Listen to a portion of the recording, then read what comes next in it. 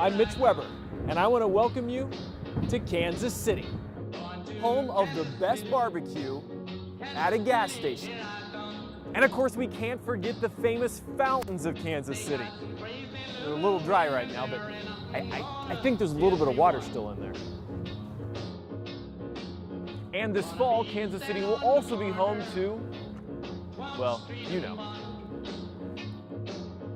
Back in college, I actually created an entertainment show called Ion Entertainment. Let's take a look. Welcome to your spring break Ion Entertainment. I'm your host, Mitch Weber. And I'm Danielle Raffy. We have a full show for you tonight with the latest local entertainment news. Enough of that. Okay, enough of the old. I start my reel off with a story I shot with Wayne Gassman with the list in mind. Take a look.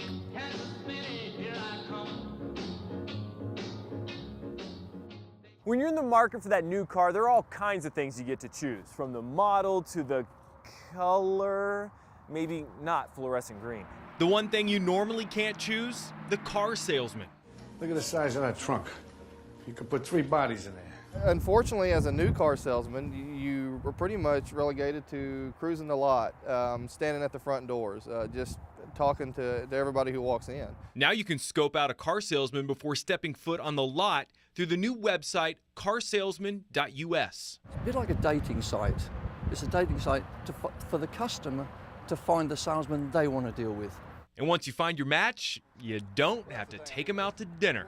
Barry Schofield came up with the idea, and he's already got his fellow salesmen signed up. Once military guys find out they're dealing with another military guy, then boom, there's an automatic rapport there. If you know the person before you even come here, you can say, hey, I need to speak with Justin, you know.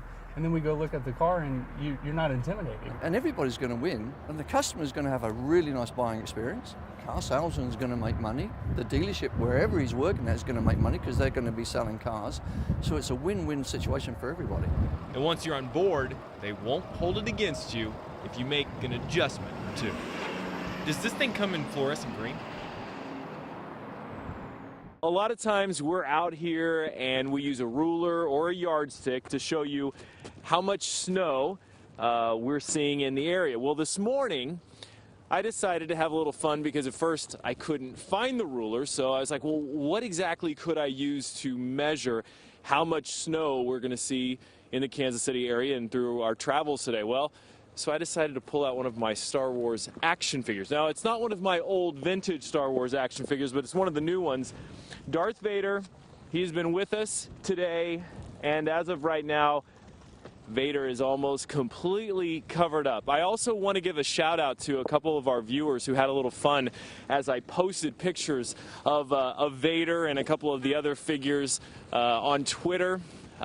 Stark TTT, he had a little fun while we were at the airport, and he put an Imperial Walker in with the picture of Vader that I had tweeted out. So again, a lot of people around the area. One lady sent us in that she used Dora and actually a figure of Jackie Chan to illustrate how much snow that they were getting in her area. So again, we had a lot of fun with this little project. And again, we're here at the Northland Fountain. I'm Mitch Weber, 41 Action News.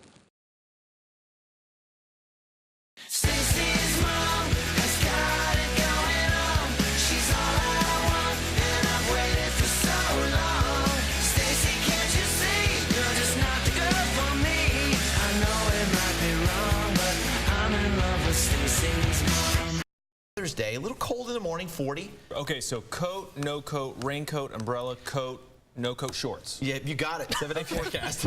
A KU student is moving on the I haven't watched it yet. I don't want to know. with a different coat. That 1.7-inch snowfall, like you said, definitely made headlines. I found the headline, and there's even a cartoon that crowns the city of Kansas City as the Snow Queen for 1907. You know, it's an honor that could probably be bestowed once again on the city. Trying to track down the last rare snowfall in the Kansas City area is something you can't just Google. Instead, it takes technology from the one place that still stores records you can't search for online.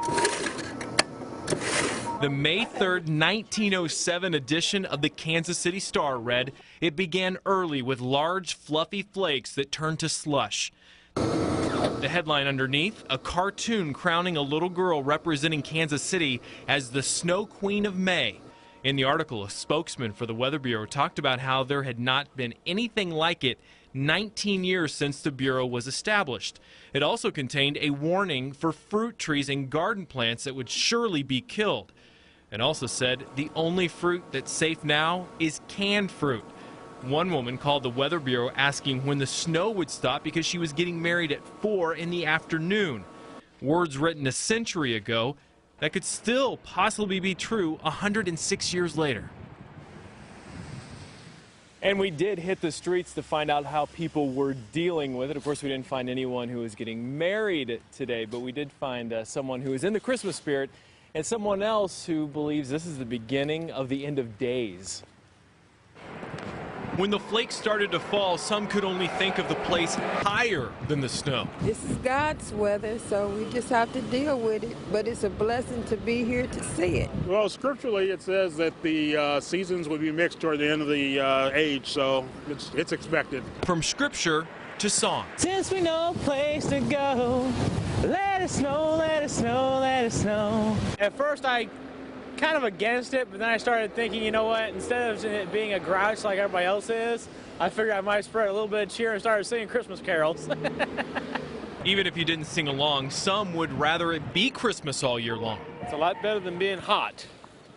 Hot is coming. I'll take snow that I don't have to walk through, that just blows around and melts any day of the week over hot weather. Well, I know it's going to warm up one day. Optimism the forecast is starting to reflect.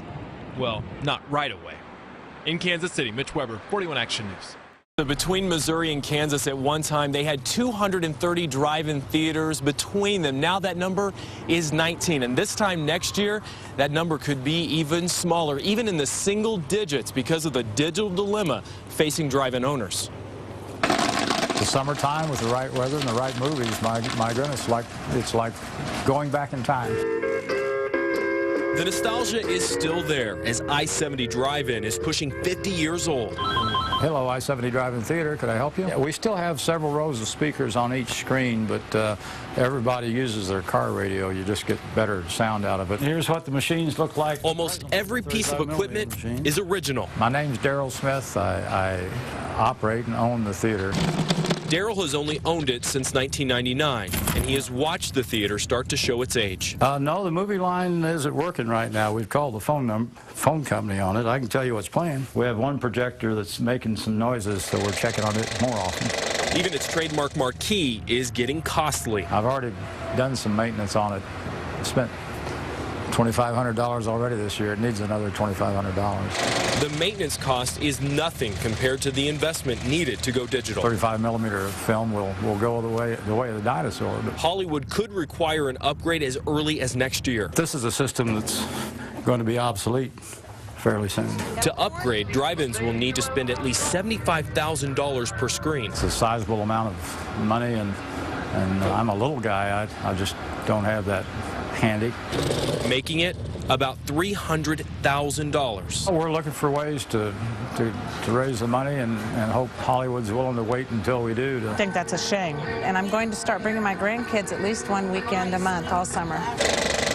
A digital dilemma that could end this American Hollywood love story without a happy ending. I want to continue to operate the drive-in. It's always been a great enjoyment to me, and I'd like to see it continue.